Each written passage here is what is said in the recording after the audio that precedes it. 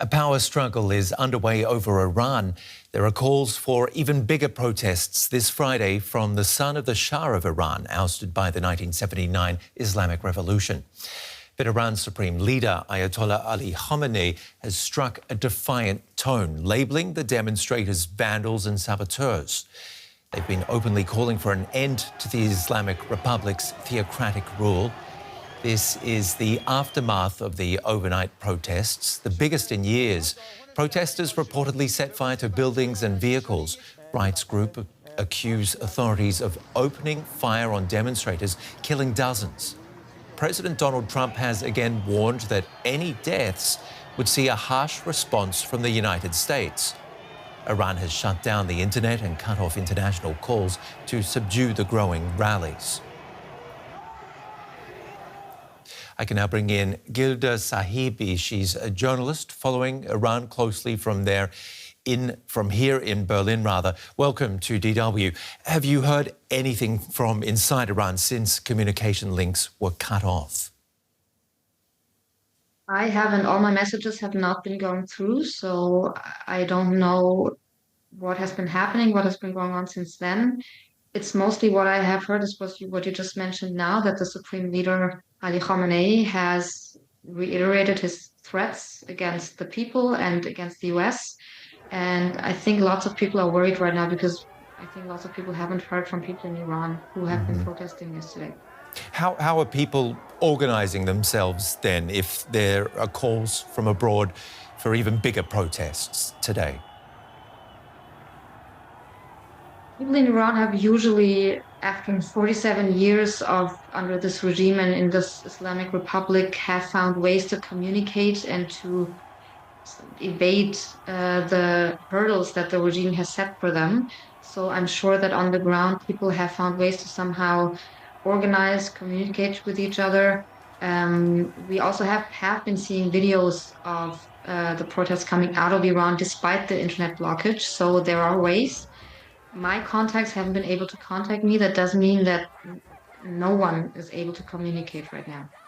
What about these allegations of a harsh crackdown by authorities on protests and dozens of deaths?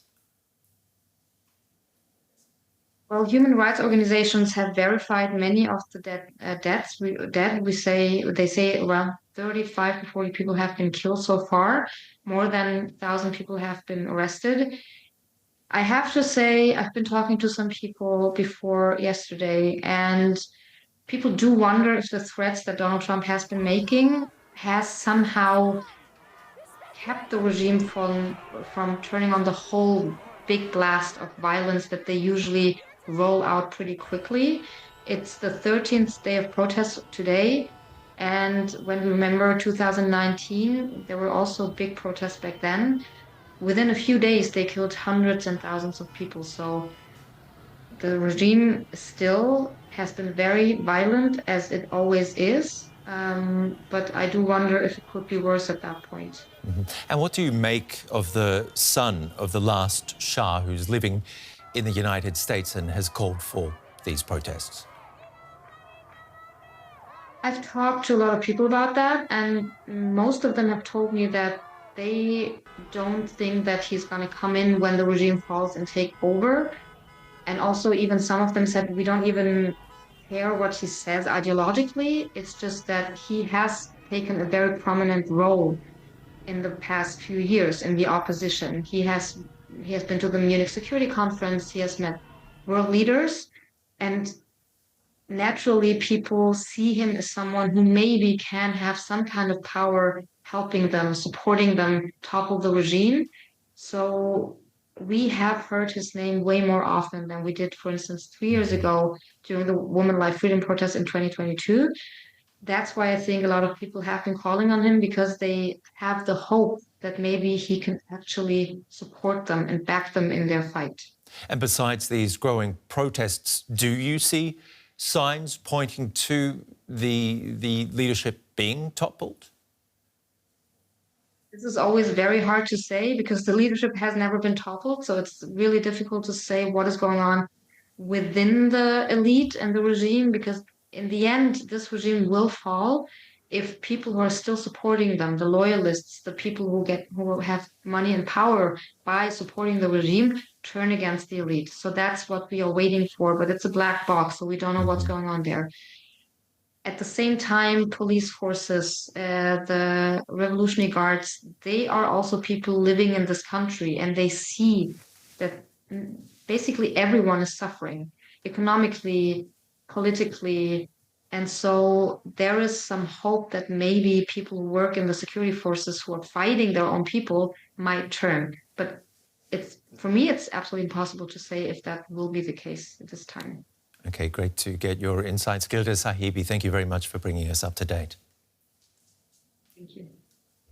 Daniela Sepehri is a German-Iranian activist here in Berlin. Welcome to DW. Have you heard anything from inside Iran since communication links were cut? It's been extremely difficult to get in touch with the people in Iran. Sometimes there is a short connection, but I think for 12 or 13 hours, I was not able to contact any of my friends and family or contacts in Iran. So we are in a lot of fear that the regime is acting really brutal against the people. We have seen in November 2019, it was the last time that the regime cut off the internet throughout the whole nation, and we have experienced 1,500 deaths in just 1 week. So we deeply fear for the lives of the people in Iran. You must be very, very worried at the moment.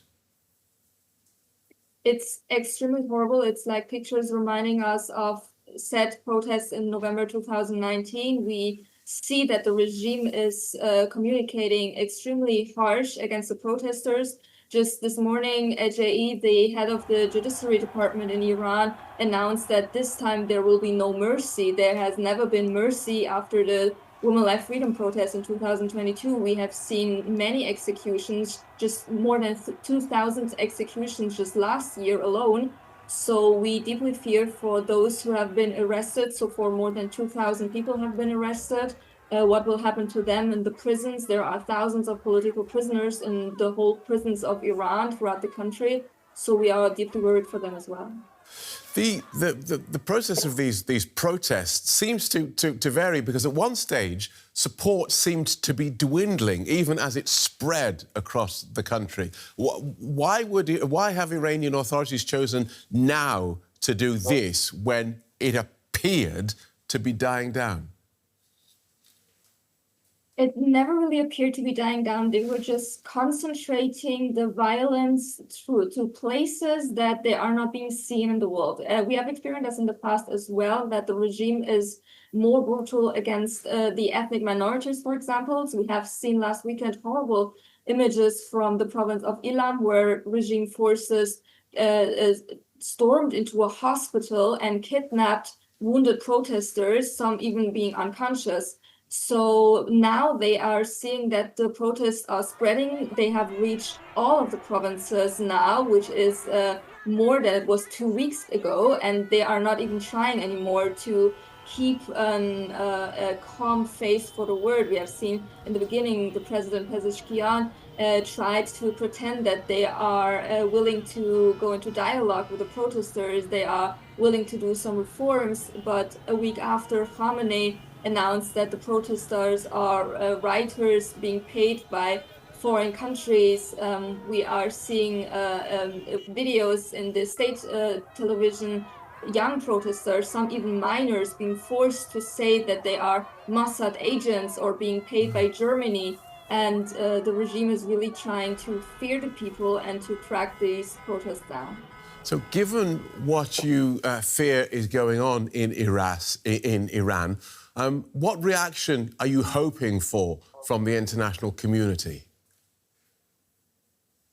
I hope that the international community is taking these protests serious and show their solidarity with the people in Iran. We need to have a clear language right now. For example, I live in Germany, but so far our Chancellor Friedrich Merz did not even give a single statement, and our Foreign Minister Johann Wadefuhl had like a statement that could have been a copy of the statements from 2022. So they're really not caring for what is happening in Iran, but it's extremely important that the world is watching what is happening in Iran, especially now that the internet is turned off. we should not allow the regime to be violent against the protesters. Thank you so much for joining us and talking us through that, Daniela. Daniela Sepehri, German-Iranian activist.